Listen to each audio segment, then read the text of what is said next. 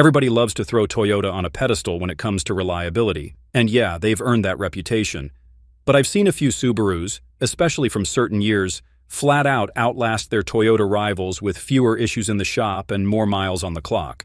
This ain't fanboy talk either. This is from watching cars come in and out of the service bay, and let me tell you, some of these Subis quietly punch above their weight when the long haul kicks in. Hello everyone, this is Scott from CarlandTV. It's time to hop in the front seat because today I'm breaking down 5 Subaru models that went toe-to-toe with their Toyota counterparts, and in some real-world cases, straight up outperformed them when it came to reliability, durability, and keeping those shop visits to a minimum. Before I start, I would really appreciate it if you would push those buttons below. The subscribe button, the notification bell, all of them. This is not necessary, but those little clicks help a brother out. Plus, it pushes me to give you more valuable car-related content on your screen. Now buckle up and let's get back to the video.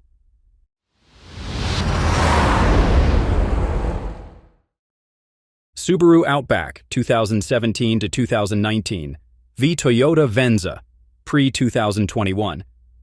I'm not going to sugarcoat it. The Subaru Outback from 2017 to 2019 flat-out aged better than rivals like the first-gen Toyota Venza in the real world. I've had these two side by side in the shop, and over time the Outback just kept showing up for oil changes and brakes, while the Venza started creeping in for more serious stuff. We're talking failing water pumps, weak alternators, and the occasional transmission stutter, especially on the FWD models. The Outback's drivetrain, particularly the 2.5i with the Lineartronic CVT, was actually one of Subaru's more dialed-in setups. You give it regular fluid changes, and it'll still run well past 150,000 miles. Plus, the all-wheel drive system in the Outback is full-time and mechanical, not some afterthought like Toyota's older Venza setup, which was part-time and pretty front-biased. That makes a difference when you're chewing through rough roads year-round. The Toyota Venza was discontinued in 2015 for a reason. It didn't sell as well as expected, partly because folks started reporting problems with its AWD system and electrical gremlins, stuff like touchscreen freezes and premature battery drain. I remember this one 2014 Venza owner who was on his third alternator before 90,000. That's just not Toyota-level reliability, and people noticed. Now fast forward to the 2017 to 2019 Outback, Subaru had finally gotten a handle on the CVT issues that plagued earlier models. Consumer Reports gave those years high marks for predicted reliability, and JD Power scores hovered in the upper tier for mid-size SUVs. Even with the plastic cladding and wagon-on-stilts look, the Outback proved itself as a real daily warrior. The suspension was rugged enough for mild off-roading, and the drivetrain held up without drama. In terms of maintenance costs, RepairPal mentioned that the Outback averages about $607 per year to maintain, while the older Venza averages around $652.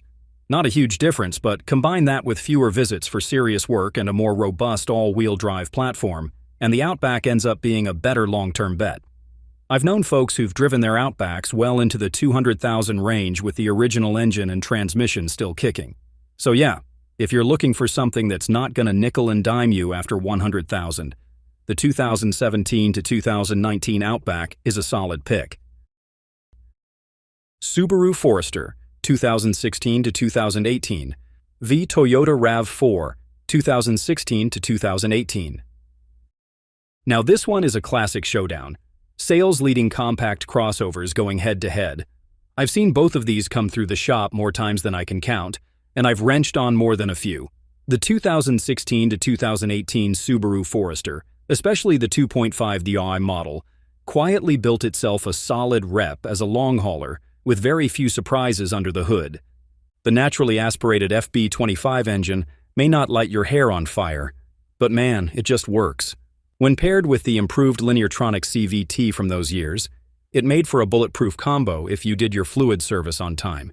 Meanwhile, the Toyota RAV4 from the same era, I'm talking the last years of the third gen, had its fair share of complaints, especially around the 6-speed automatic hesitation and hard shifting at lower speeds. You'd get customers coming in saying it felt like the car was thinking too hard before picking a gear. Interior-wise, both are built for basic utility, but the RAV4's cabin, particularly the 2016 model, had annoying creaks and rattles that would show up way too early.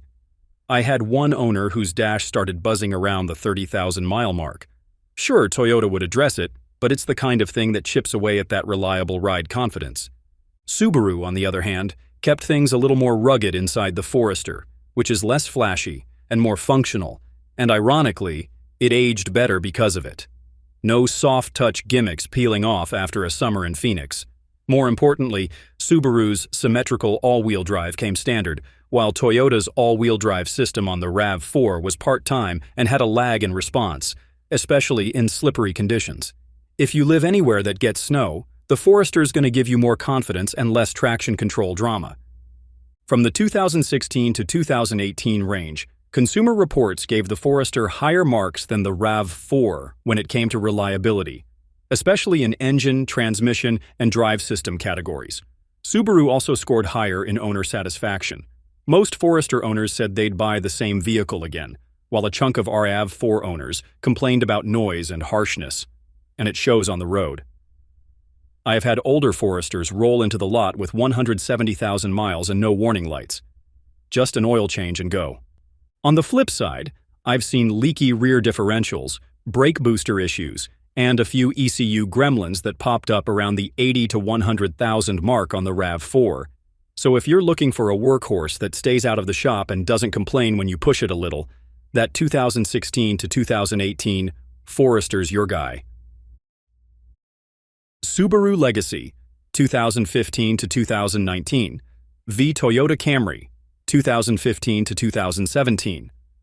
Most people associate the Toyota Camry with reliability like it's just the default answer. But here's what other people don't know. From 2015 to 2017, the Camry had a few cracks in the armor that most people don't talk about unless they've owned or worked on one. Meanwhile, Subaru was quietly putting out one of its most underrated sedans, which is the Legacy.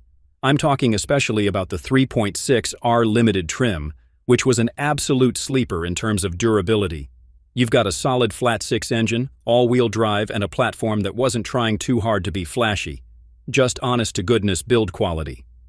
While the Camry was still running its naturally aspirated 2.5-liter and 3.5-liter V6, both of which were decent, Toyota had some nagging issues with its 6-speed auto, mostly delayed shifts, hard downshifts, and occasional torque converter problems. I've had more than a few Camry owners ask if their trans was slipping before even hitting 100,000 miles. Now, Subaru's CVT gets a lot of flack, and honestly, in earlier models it deserved some of it, but by 2015, they had dialed things in pretty well. The Legacy's CVT in the 2.5i trims was smoother, more responsive, and didn't have the overheating issues the earlier ones were known for. Pair that with the tried-and-true all-wheel drive system, and you've got a mid-size sedan that handles poor weather like a crossover, with fewer compromises than you'd expect. Plus, that 3.6R flat-six is a tank. I've seen them with 180,000 plus miles on the original transmission and engine, and still smooth as butter. And since the engine's layout keeps the center of gravity low, the car actually drives tighter than you'd think. Compared to the Camry, I've seen more early wear on suspension components and even some electrical gremlins, especially in the 2015 to 2016 SE and XLE trims, which include touchscreen glitches, Bluetooth dropouts, and battery drain issues. If we're talking about real-world reliability, it's all about fewer surprises and lower long-term costs. According to U.S. News and Consumer Reports data for those years, the Legacy consistently ranked higher in all-wheel drive performance and owner-reported satisfaction, especially in snowy or wet regions where Camrys just don't cut it. RepairPal puts both cars pretty close in yearly maintenance, which is around $400 to $450, but Legacy owners report fewer major repairs. And from what I've seen on the lift, the Legacy's drivetrain just holds up better under daily use. If you're someone who wants sedan comfort but doesn't want to risk getting stuck when the weather turns, the Legacy from this generation walks all over the Camry when it comes to consistency and confidence behind the wheel. Subaru Impreza, 2015 to 2016, versus Toyota Corolla, 2015 to 2016. Compact sedans are usually all about budget and efficiency, and both the Impreza and Corolla are solid players in that space. But when it comes to how they actually hold up over time, especially in this 2015 to 2016 window, I'd take the Impreza every damn time. I've worked on enough of both to know where they start showing their age, and the truth is, Toyota was in the middle of a transitional phase with the Corolla back then. They had just rolled out the Valvematic engine tech on the 1.8-liter and paired it with a CVT that, frankly, didn't feel like it was ready for prime time. Owners would complain about sluggish throttle response, high revs without real pull, and to be fair, some CVTs started whining before hitting 75,000 miles. On the flip side, the Impreza's FB20 engine might have lacked punch, but it was smooth and predictable, and when paired with Subaru's updated CVT, actually stayed reliable as hell if you didn't neglect fluid changes. Another thing a lot of folks don't realize is that Corolla, in those years, had a reputation for burning oil as it got older, especially when folks pushed their oil changes past 5,000 miles. I've had a few show up at the shop with under 100,000 miles and already blowing blue smoke on startup. Not all, but enough to raise an eyebrow. The 2015 to 2016 Impreza didn't really suffer from that issue. Subaru had mostly ironed out the oil-burning problems from earlier FB engines by that point. Plus, the Impreza had one trick the Corolla couldn't touch: full-time symmetrical all-wheel drive. We're not just talking about a part-time or front-biased setup. This thing grips in rain, snow, and sketchy corners like a damn mountain goat. That makes a huge difference for folks in the Midwest, Northeast, or anywhere the weather takes a turn. Now, in terms of actual owner data, here's what's wild. J.D. Power's 2016 Vehicle Dependability Study showed Corolla dropping a few notches for powertrain dependability, while the Impreza held steady or improved. And if you look at long-term cost of ownership, RepairPal and Edmunds report fewer drivetrain repairs for 2015 to 2016 Imprezas versus Corollas, and fewer complaints logged at places like carcomplaints.com. Add to that the fact that Subaru's all-wheel drive system requires less maintenance than people think, and you've got a small sedan that punches way above its class in durability. So, if you're looking at used compacts and want something that'll hold its own past 100,000 without sweating, the Impreza from this stretch is your sleeper pick. Subaru Crosstrek, 2018 to 2020, versus Toyota CHR, 2018 to 2020. To be honest, this one is like watching a heavyweight boxer step into the ring with a TikTok dancer. The 2018 to 2020 Subaru Crosstrek didn't just beat the Toyota CHR on reliability, it damned stomped it, lapped it, and drove home in time for dinner. I've seen both of these cars in the bay, and the difference in long-term durability is night and day. Let's start with the obvious. Crosstrek's platform, based on Subaru's global platform starting in 2018, was built with rigidity, crash safety, and durability in mind. Now, I really think that Toyota rushed the CHR to market in North America without all-wheel drive, gave it an underpowered 2-liter engine, and stuffed it with tech that started giving owners problems right out the gate. From infotainment screens freezing and adaptive cruise sensors glitching down to battery drain issues. Yep. I've seen them all in CHRs with under 50,000 miles. Meanwhile, the Crosstrek's got the updated 2-liter FB20 engine, which is a far cry from the oil-burning disasters of the early 2000s Subarus. Subaru also refined the CVT tuning by 2018, and it actually feels peppier than the CHR's CVT-IS.